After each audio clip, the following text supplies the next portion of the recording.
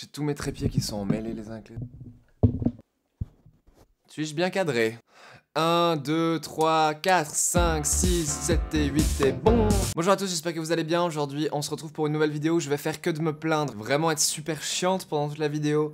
On va parler de l'iPhone 13 Pro Max. On va parler uniquement de l'appareil photo. Et je vais uniquement me plaindre. Donc si vous n'êtes pas du tout intéressé par cet iPhone, si vous n'avez pas cet iPhone, peut-être que cette vidéo n'est pas intéressante. Cependant, je vais quand même un peu expliquer et parler des basics de comment fonctionne un appareil photo, etc. Et donc peut-être que ça peut quand même en intéresser quelques-uns d'entre vous. Mais en fait, en gros, du coup, ça fait depuis que j'ai cet iPhone, donc c'est le 13 Pro Max, ça fait depuis que j'ai cet iPhone, donc depuis un bon moment maintenant, que je me plains de l'appareil photo, des photos qu'il prend. Je trouve qu'elles sont pas ouf.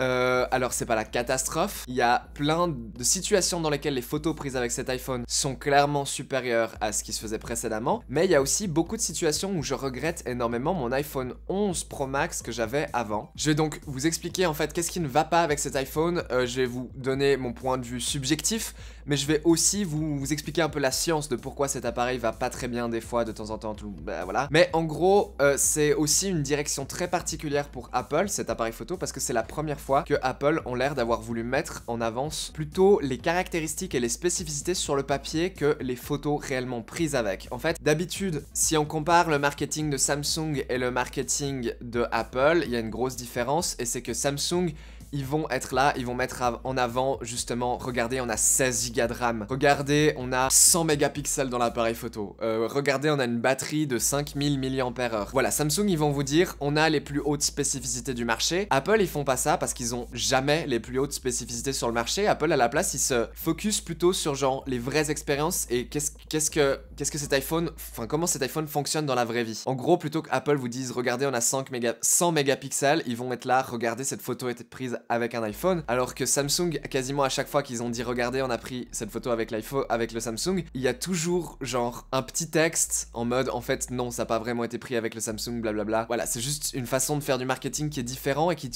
touche des personnes différentes. La raison pour laquelle je vous fais cette vidéo, c'est que Apple, sur cet iPhone, pour la première fois, ont mis en avant les spécificités plus que réellement comment fonctionne l'iPhone, et ça se voit parce que cet iPhone, dans plein de situations, fonctionne moins bien que les précédents.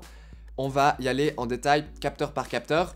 Je vais pas parler des caméras de selfie de l'appareil photo avant. L'appareil photo avant de cet iPhone est ok. Et oui, la concurrence sur Android fait de meilleurs selfies depuis au moins 5 ans maintenant. Je me rappelle en 2016 quand j'avais un Huawei que les selfies de ce Huawei étaient loin devant la qualité de ce que je fais avec cet iPhone aujourd'hui. Ça c'est comme ça, on peut rien y faire, c'est Apple, ils veulent pas travailler leurs selfies, et ben tant pis. On va parler des appareils photo arrière, vous voyez qu'il y en a 3. Pourquoi y a-t-il 3 appareils photo? Et ben il y a 3 capteurs et 3 objectifs différents, si je me trompe pas.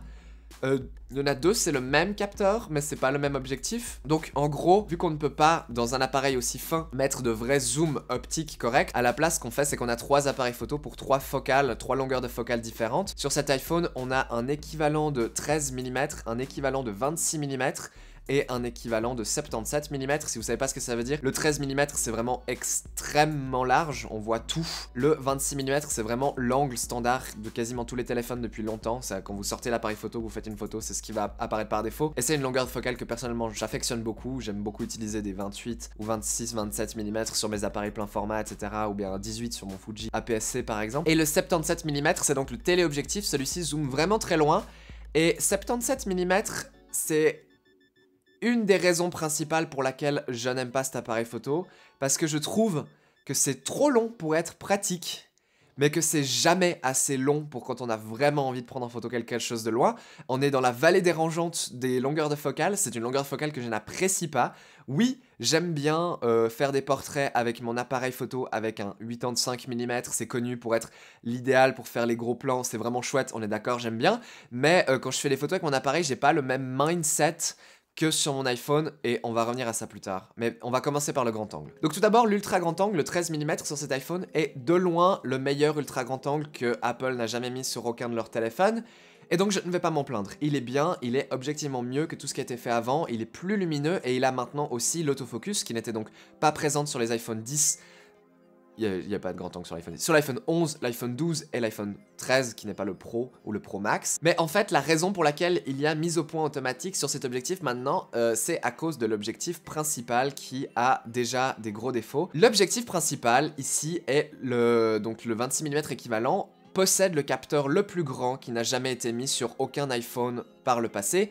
Ce capteur est vraiment énorme, alors il est tout petit comparé à un appareil, mais il est vraiment très grand, et Apple ont par-dessus mis un objectif qui ouvre à 1.5. C'est assez incroyable d'avoir une telle ouverture sur un tel capteur, et en gros ça fait de bonnes photos quand les lumières sont basses. Quand les lumières sont basses, ça fait des photos assez bluffantes, et la vidéo aussi devient vraiment bluffante avec ce capteur, où on surpasse des appareils compacts d'entrée de gamme, on surpasse des appareils réflexes d'entrée de gamme, on vient vraiment avec une qualité vidéo qui est assez bluffante, genre vraiment incroyable. Et niveau photo aussi, on surpasse beaucoup de compacts d'entrée de gamme, parce que la plupart des compacts d'entrée de gamme n'ont pas de capteur aussi grand et n'ont pas d'optique aussi lumineuse, et les deux combinés c'est assez incroyable. Mais c'est là qu'on commence à faire face aux premiers défauts. Les premiers défauts liés à ce capteur, c'est que l'objectif en fait est simplement de mauvaise facture. C'est un objectif qui est très probablement fait en plastique. Je vois pas pourquoi il serait fait en verre. À mon avis, c'est un objectif en plastique. Et cet objectif n'a juste pas une bonne qualité optique. C'est pas bon. C'est moins bon que les iPhones précédents. Qu'est-ce que cela veut-il dire? Eh bien, si vous êtes en condition de faible luminosité, vous allez faire de vraiment belles photos avec cet iPhone. Oui, c'est le cas. Mais si vous êtes en pleine lumière, en plein soleil, là où un capteur plus grand et un objectif plus lumineux, c'est pas forcément utile, eh bien je trouve que les photos prises avec l'iPhone 11 sont tout bonnement meilleures, alors qu'il s'agit d'un iPhone d'il y a 2 ans. Pourquoi? Parce que l'objectif était simplement de meilleure facture. Apple n'ont pas eu besoin de pousser une aussi grande ouverture et un aussi grand capteur dans un truc aussi fin, et ça faisait simplement de meilleures photos. Voilà. L'autre gros défaut de cet objectif principal, c'est qu'il n'est plus capable de faire la mise au point rapprochée. Et il va vraiment avoir beaucoup de peine à se rapprocher du sujet, à tel point que juste prendre en photo sa main, ça peut être pas possible, ça va être flou. Il y a une solution pour ça, et c'est ce fameux ultra grand angle qui a maintenant la mise au point automatique, parce que l'objectif ultra grand angle est capable de faire de la macro. Et c'est plutôt efficace, c'est assez bluffant. Mais donc en fait, ce qui va se passer par défaut avec cet iPhone, c'est qu'aussitôt que vous allez tenter de prendre en photo quelque chose de près, voilà, comme ça, quelque chose de près, eh bien, l'iPhone, au lieu d'utiliser l'objectif principal, va utiliser l'objectif ultra grand angle, qui est moins lumineux, de moins bonne facture, et qui a surtout un capteur beaucoup plus petit. Mais il va pas simplement utiliser l'objectif ultra grand angle et macro, il va aussi automatiquement appliquer un recadrage pour pas que vous remarquiez qu'il est passé sur l'objectif ultra grand angle. Ce qui fait que l'objectif ultra grand angle, qui de base prend des photos de 12 mégapixels, va tout d'un coup se mettre à prendre des photos de 3 mégapixels. Ouais, ça fait pas beaucoup, vraiment pas beaucoup. Et donc, quand on prend des photos recadrées comme ça de 3 mégapixels sur un capteur qui est le plus petit, avec l'objectif le moins bon, éventuellement, je sais pas, mais il est moins bon, qu'est-ce qui se passe? Eh ben, les photos deviennent vraiment laides. Il y a 2 solutions à ça. La première solution, c'est que dans les paramètres, vous pouvez, depuis je sais plus quelle mise à jour, désactiver le mode macro automatique. Maintenant, mon iPhone, lorsque je le rapproche d'un sujet macro, il y a une petite fleur qui apparaît là en bas et qui me permet de désactiver la macro, ce qui me permet de forcer l'appareil à quand même utiliser l'objectif principal. À ce moment-là, il ne va pas être capable de faire la mise au point suffisamment près et va juste falloir que je m'éloigne un petit peu de l'iPhone, que j'éloigne un petit peu mon sujet, et ensuite je vais pouvoir venir, après coup, recadrer sur la photo pour faire une photo de plus proche si besoin. Et dans ce cas-là, on fait très souvent des photos qui sont meilleures. Ou alors la deuxième solution, c'est d'activer le mode macro, et à ce moment-là, il faut aller all the way. Vous prenez votre sujet et vous le rapprochez aussi près que possible. Genre vraiment, vous venez coller votre sujet à l'objectif. Vous pouvez être vraiment genre à peu près 1 ou 2 cm de l'objectif. Et là, quand vous êtes là, vous allez pouvoir utiliser tout le capteur et tout le potentiel de l'optique, et la photo va être de bonne qualité. Donc en gros, ce qu'il faut comprendre, c'est que maintenant, si vous voulez prendre en photo quelque chose de près, il y a un trou entre les 2 objectifs. Et ce trou, il est là parce que Apple ont forcé les spécificités. Ils voulaient dire, regardez, on a le capteur le plus grand, regardez, on a l'objectif le plus lumineux. Et résultat des courses, on a un trou qui s'est créé, qui n'est pas visible sur les spécificités, dont vous allez uniquement prendre conscience lorsque vous avez cet iPhone pour la première fois entre les mains. Ce trou entre le plus proche que peut faire l'objectif principal et aussi proche qu'il est nécessaire d'être de l'objectif macro pour avoir un rendu de qualité. Il y a un trou qui est assez grand où vous allez faire des photos vraiment dégueulasses. Et donc une fois que vous prenez conscience de ça, ça va aller beaucoup mieux. Et voilà, maintenant on va parler du téléobjectif, et c'est l'objectif qui me dérange le plus. Pour une raison subjective, on va commencer avec la raison subjective, et ensuite je vais vous donner les vrais problèmes que ce téléobjectif a. Donc, subjectivement, je n'aime pas le 77 mm. Je suis un grand fan du 50 mm. Si vous suivez mes chaînes YouTube précédentes depuis des années, vous savez que j'ai une passion pour les 50 mm, que j'avais une collection d'objectifs 50 mm et que je me mets à shooter du plein format à nouveau uniquement pour avoir des 50 mm qui fonctionnent comme des 50 mm. C'est ce que vous voyez maintenant, je me filme avec un 50 mm. J'aime ça, je trouve que c'est idéal. Genre, si je me balade dans la rue et que je vois un cadrage magnifique, je suis là, regardez, il y a un effet trop beau, là, il y a une perspective incroyable, il y a une lumière et des couleurs, et ben, en restant ici, si j'ai un 50 mm sur mon téléphone, je regarde et bam, la photo sera exactement comme ce que je vois avec mes yeux. Et ça, c'est incroyable. Et je ne peux pas faire ça avec une autre longueur de focale que 50 mm. Et spécialement pas une longueur plus longue. Donc le fait que sur l'iPhone 10, l'iPhone 8, l'iPhone 10 que j'ai eu et l'iPhone 11 que j'ai eu, on avait un 50 mm, c'était incroyable et c'était de loin l'objectif que j'utilisais le plus souvent. Maintenant, le 50 mm, il n'existe plus. À la place, on a ce 77 et ce 77 mm, il est gênant. Je suis à table avec des amis, je veux prendre en photo mes amis, mais je veux zoomer sur eux pour pas qu'on voie tout le restaurant. 50 mm, le cadrage sera à coup sûr parfait.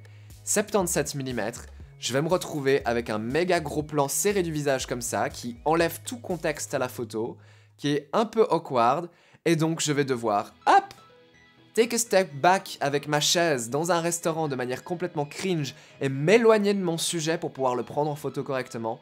C'est juste gênant. Faire des photos... Ouais, justement, les photographes qui font beaucoup de portraits, ils vont avancer. Non, mais le 85, le 85 mm, qui est très proche du 77, c'est la longueur de focale idéale pour le portrait. Les gens qui disent ça, déjà, est-ce que vous avez tenté le 50 mm, première chose? Deuxième chose, oui, le 85 mm, c'est ouf pour le portrait. Je l'utilise personnellement beaucoup, j'ai un 85 mm, je l'utilise énormément. À l'époque où je shootais en APS-C sur les Fuji, j'avais le 56 qui faisait équivalent 85. J'adore la longueur focale 85, mais je l'aime dans une condition d'un vrai shooting portrait, où je suis dans une vraie... Dans un vrai endroit où je shoot, donc par exemple en extérieur, mais dans une vraie, genre, hey, on fait du portrait maintenant, je prends mon espace, je prends le temps, tu poses, tu prends le temps de poser, j'aime le 85 dans ce cas-là. En studio, en intérieur, pareil, j'aime le 85 quand on est dans une zone contrôlée, quand on est vraiment en mode, voilà, maintenant c'est séance portrait, toi tu poses, moi je fais les photos, hop, c'est nickel, c'est vraiment tip top, c'est cool. Mais dès que j'essaye d'être un poil plus polyvalent et je prends en photo mes amis dans mon salon ou dans ma cuisine ou au restaurant, le 85 mm va être gênant et trop long, et ce même dans des grandes pièces, et c'est là qu'il me faut un 50, tout simplement. Et le fait qu'on remplace un 50 super versatile sur l'iPhone pour avoir un 77, c'est débile, et c'est Apple qui était là, regardez, maintenant on a un zoom 3 fois, ça fait des années qu'on a un zoom 2 fois sur l'iPhone 7, le 8, le 10, le 11 et le 12, maintenant on a un zoom 3 fois. Incroyable, n'est-ce pas? Non, c'est de la merde, parce qu'une fois... Bah voilà, en fait, ce 77 mm est juste trop long. Et donc j'ai fait un post sur Reddit pour parler de ça, et j'ai eu plus d'une centaine de commentaires dans la soirée. 98 de ces 100 commentaires, c'était des gens qui étaient totalement d'accord avec moi, mais il y avait bien entendu des gens qui étaient pas d'accord. Il y a des gens qui trouvent que c'est bien d'avoir un objectif plus long pour prendre en photo les choses de plus loin. Ok, c'est cool, vous avez raison, c'est vrai que ça peut être pratique. Cependant, à chaque fois que j'ai voulu réellement prendre en photo quelque chose de loin, comme par exemple le chat à travers la rue qui miaule toute la journée, ou bien l'énorme drone qui tournait autour de mon immeuble l'autre jour pour une raison que j'ignore, j'avais envie de le prendre en photo, et ben dans ce genre de situation-là, 77 mm, c'est de toute façon pas assez. C'est pas assez. Donc, ouais, 50 c'était l'idéal, parce qu'au moins c'était pratique. Là, 77, maintenant il est trop long pour que je puisse l'utiliser dans les moments où j'en ai besoin, où j'ai besoin d'être un peu plus proche de mon sujet. Mais il est trop court pour l'utiliser pour les rares fois où genre j'ai vraiment envie d'aller très loin et de zoomer vraiment très loin sur un sujet. Dans ce cas-là, on s'entend, j'utilise le 77 mm et je recadre, et j'ai effectivement de meilleurs résultats que si j'avais pas de 77. Donc c'est pour ça que l'iPhone 13 Pro est quand même mieux que l'iPhone 13. Et je préfère avoir cet objectif que de ne pas en avoir, vous comprenez? Mais j'aurais préféré un 52. Et j'espère que si le prochain iPhone... j'espère que le prochain iPhone aura un 52 de nouveau. Quitte à avoir un 4e objectif avec genre un 100. Et là on serait bien. Et là je serais content et je me plaindrais pas. Et on aurait un zoom 4 fois, Apple. Vous pourrez mettre sur les spécificités zoom 4 fois, tout en gardant le 50 mm pour les portraits et pour les prises de vue d'objets, etc. Et voilà. Ok? C'est bien? Maintenant, qu'est-ce qui ne va pas avec cet objectif? Parce que ça, c'est mes préférences. Si vous l'aimez, 77 mm, grand bien vous fasse. Mais cependant, en fait, il y a des choses avec ce 77 mm qui vont réellement pas. L'ouverture, 2.8, ainsi que le capteur, il est tout petit. Bien, je viens d'enregistrer l'entièreté de cette vidéo sur la mauvaise carte mémoire, donc bah, c'est pas très grave, hein, je vais devoir le transférer, mais c'est un peu chiant parce que là je suis en train de faire la suite sur la deuxième carte mémoire, et donc je vais devoir importer les deux cartes mémoire dans l'ordi. J'adore, je suis trop content. Bien, un capteur aussi petit et un objectif aussi peu lumineux, qu'est-ce qui se passe? Qu'est-ce qui se passe? Cet objectif fait uniquement des bonnes photos en cas de très bonne lumière. Aussitôt que vous êtes en intérieur, aussitôt qu'il fait un peu plus sombre, les photos seront super moches, de très mauvaise qualité. Enfin, le truc c'est que ça va, elles sont pas si terribles que ça les photos quand il fait sombre. Mais l'iPhone lui-même n'a pas confiance. Il n'a pas confiance. Et qu'est-ce qui se passe quand l'iPhone il a pas confiance? Lorsque vous sélectionnez 3x pour utiliser le téléobjectif, il y a quasiment 3 chances sur 4, et ça arrive même en plein soleil, que l'iPhone en réalité n'utilise pas le téléobjectif, mais utilise en réalité l'objectif principal, dont j'ai déjà parlé avant, l'optique est pas incroyable, et applique un zoom dessus. Un gros recadrage. Un recadrage qui fait passer la photo originale de 12 mégapixels à moins de 1 mégapixel. La photo devient 720p en 2022. Et c'est moche. Putain, ce que c'est moche. Et là, même si c'est juste pour l'uploader sur Instagram, c'est pas beau. C'est vraiment moche. Et le truc, c'est qu'il y a quasiment aucun moyen de prédire quand est-ce que l'iPhone va se comporter correctement et utiliser le téléobjectif, et quand est-ce qu'il ne va pas le faire. Et c'est chiant. C'est vraiment pénible. C'est infernal. Et très souvent, je prends des photos zoomées, et c'est que après coup que je me rends compte qu'il n'a pas utilisé le bon objectif. Il y a moyen de le vérifier avec les métadonnées. Et la photo est juste moche, mais genre vraiment trop moche. Et c'est cool parce que quand j'ai parlé de ça sur Reddit, il y a des gens qui sont venus soumettre sous mon thread des exemples que eux aussi avaient remarqué où ils avaient pris en photo leur chat. Et la photo était juste immonde, mais genre zoom digital bien dégueu comme à l'époque. Et tout d'un coup, à côté, en forçant, ils ont réussi à avoir une photo avec le téléobjectif pour de vrai. Et l'image, elle est 1000 fois mieux. Et voilà, c'est ça le défaut principal de cet iPhone. Ce téléobjectif zoome trop loin, il est pas assez lumineux, le capteur est trop petit, et l'iPhone lui-même n'a pas confiance, puisque très souvent, il ne va pas utiliser le téléobjectif quand il est censé, et il va à la place appliquer un recadrage complètement starbé sur l'objectif principal et les photos vont être dégueulasses. Voilà, c'est pour ça que j'aime pas cet iPhone, qui me fait chier et que j'ai très envie de retourner sur un 11, mais voilà, bah là j'ai parlé avec Apple pendant méga longtemps et ils sont d'accord d'essayer de faire un geste commercial et de me rembourser un bout, mais pas tout. Ils veulent me rembourser une partie de l'iPhone, à condition que je leur donne bien sûr, pour que je puisse me racheter un 11 d'occasion. Mais je vais pas faire ça, parce que j'ai réfléchi et il y a plein d'autres choses avec cet iPhone qui sont bien. L'écran est magnifique, mais surtout ce qui m'a convaincu, c'est la durée de la batterie qui est absolument exceptionnelle. Là, je suis dessus depuis ce matin non-stop, on est 14h et je suis à 91% de batterie. En 4 heures, j'ai utilisé 9% de batterie, alors que genre, écouté de la musique, regardé YouTube, fait des photos et répondu à des mails, bref. Anyway, oui, la batterie est absolument incroyable, c'est la meilleure batterie que j'ai jamais eue sur aucun iPhone par le passé. Et c'est la meilleure batterie que j'ai jamais eue sur aucun téléphone par le passé. La plupart du temps, quand je vais me coucher le soir et que je le mets à charger, je suis entre 70 et 80% de batterie encore, ce qui est complètement débile. Mais c'est ouf, c'est vraiment bien. Et rien que pour ça, je vais garder cet iPhone, je vais arrêter de me plaindre. Mais j'espère que le 14, il sera pas comme ça. Et puis bah Apple, ils ont bien réussi pour le coup, parce que le 14, bah s'il est pas comme ça, je suis quasi sûr que je l'achète en fait. Quasi sûr. Parce que voilà, celui-là, il me va pas, il me convient pas. Donc Apple, bring back le 50 mm, ou alors... Il y a une autre solution à part ça. Vous prenez juste le capteur principal et vous le passez de 12 à genre 40 mégapixels comme font un peu la concurrence. Et ça veut dire que si je recadre par-dessus, je peux avoir l'équivalent de mon 50 mm en gardant une photo de résolution raisonnable aux alentours de 12, justement, si on part de 48. Ouais, ça serait bien. Mais je peux pas choisir ce que vous allez faire, je sais pas ce que vous allez faire, je sais pas si vous allez dans mon sens, je sais pas s'il y a des personnes qui sont d'accord avec moi, je sais pas si vous êtes pas d'accord avec moi. Donnez-moi votre avis, avez-vous touché cet iPhone? Avez-vous un iPhone comme celui-ci? Avez-vous le 12 Pro Max? Qui apparemment souffre pas mal de ce genre de problème, même si c'est un peu moins pire. Dites-moi ce que vous en pensez. Et si vous vous demandez entre le 13 et le 13 Pro, à cause de ça, Et c'est quand même mieux ça. Parce qu'au moins, il a le mode macro, au moins le grand angle est meilleur, et au moins ce téléobjectif, s'il est très très très pénible et récalcitrant, des fois il est quand même pratique, et je suis content de l'avoir, et en aucun cas je l'enlèverai juste sous prétexte que je suis pas content des quelques photos que je fais avec. Ok, maintenant j'ai juste envie de faire un disclaimer parce que je sais que vous allez venir dans les commentaires et je le mets à la fin parce que comme ça me permettra de voir si vous avez commenté avant de voir la fin. Mais je ne veux pas que vous commentiez. Oui, mais t'es un photographe, t'as qu'à avoir ton Fuji X4 sur toi tout le temps. Oui, mais non, en fait. Genre, des fois, j'aime bien avoir juste mon téléphone. Et puis, l'iPhone, c'est pour faire des jolies photos. Mais c'est aussi pratique. Genre, des fois, je scanne mes documents pour mon assurance. Et le fait que l'objectif principal, il fasse pas la mise au point suffisamment près, ça me pose des soucis quand j'essaie de scanner des tickets de caisse, par exemple. Ça fait des scans vraiment dégueux. Puis pas être c'est un grand angle pour ça, c'est tout déformé. Enfin bref, laissez tomber.